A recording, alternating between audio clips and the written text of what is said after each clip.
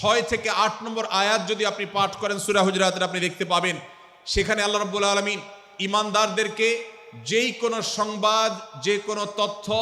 বিশেষ করে অনির্ভরযোগ্য সূত্র থেকে যখন পাবে, ফাসিক থেকে যখন শুনবে, যার ভিতরে আল্লাহর ভয় নাই সেরকম মানুষ থেকে যখন পাবে, সেই সংবাদ তথ্য উপাত্ত যাচাই করা ছাড়া সেই সংবাদ যেন বলে না বেড়ায়। আপনি শহরে যান কিংবা গ্রামে, শিক্ষিত দেখুন কিংবা অশিক্ষিত, সর্বশ্রেণীর মানুষের মধ্যে আজ এই ব্যাধি দেখতে পাবেন চরম আকার ধারণ করেছে। কারোর ব্যাপারে কোনো নেগেটিভ কথা শুনেছেন,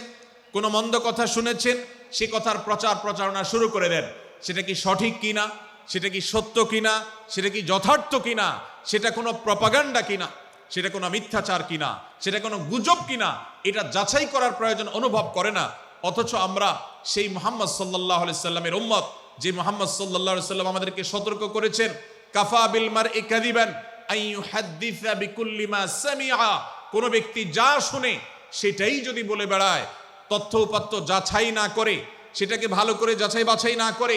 সেটাকে অনুসন্ধান না করে, সত্য সত্য নিরূপণ করবার চেষ্টা না করে, তাহলে সে মিথ্যাবাদী হওয়ার জন্য যথেষ্ট। এজন্য আজকের এই মাহফিল থেকে আমরা অঙ্গীকার করে যাব,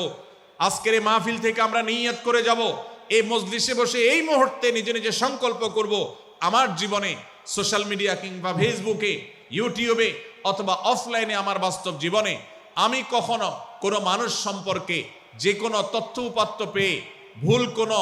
ধারণা, মন্দ কোনো ধারণা কারোর প্রতি পোষণ করব না। কোনো তথ্য উপাত্ত যদি পাই, কোনো সংবাদ যদি পাই অনির্ভরযোগ্য সূত্রে, তাহলে সেক্ষেত্রে সেটা যাচাই বাছাই করা ছাড়া আমি সেটাকে বিশ্বাস করতে যাব না। এটাই হলো আমাদের ঈমানের দাবি। ভাইরা আমার, একজন ঈমানদার এতটা সরল হবে না যে যা শুনবে সে সেটাকে বিশ্বাস করে বসবে। একজন ঈমানদার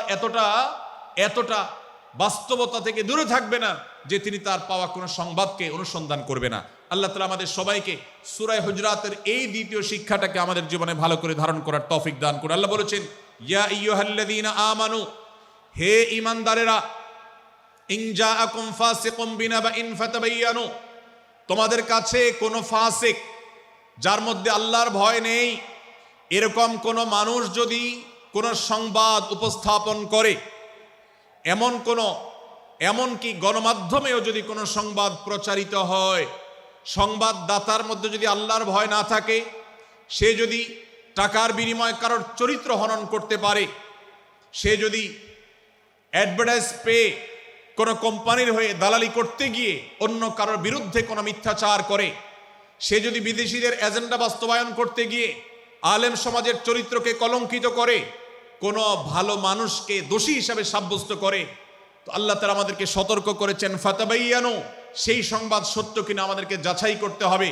আন তুসিবু কওমান বিজাহালাহ ফাতুসবিহু আলা মা ফাআলতুম নাদিমিন, যদি আমরা যাচাই বাছাই না করে যা শুনি সেটাকে বিশ্বাস করতে থাকি, তাহলে আমরা এক সময় লজ্জিত হতে হবে, অনুতপ্ত হতে হবে আমাদের এই ভুল অবস্থানের কারণে। এজন্য ভাইরা, আজকের এই মাহফিল থেকে আমরা প্রতিশ্রুতি নিজের সঙ্গে নিজে দিয়ে যাব যে আমরা কখনো কোনো তথ্য উপাত্ত পেলে, কোনো সংবাদ পেলে, সেটাকে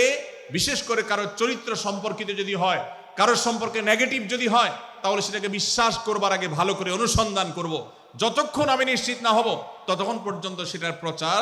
করব না। আল্লাহ তাআলা আমাদের সবাইকে কোরআনের এই শিক্ষাটাও আমাদের জীবনে ধারণ করবার তৌফিক দান করুন।